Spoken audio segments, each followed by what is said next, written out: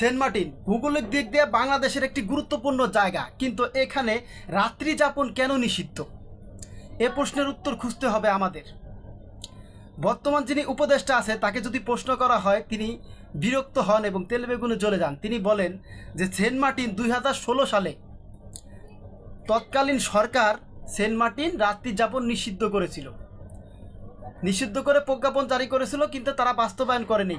কিন্তু বর্তমান সরকার এটা বাস্তবায়ন করেছে, যার কারণে সেন্ট মার্টিন রাত্রি যাপন করা নিষেধ। সেন্ট মার্টিন আমরা কাউকে ইজারা দিয়ে দেইনি, এটা বাংলাদেশেরই একটা অংশ, বাংলাদেশেই থাকবে। কিন্তু এই উপদেশটা সেন্ট মার্টিন নিয়ে প্রশ্ন করলেই তার ভিতরে একটা বিরক্ত বোধ চলে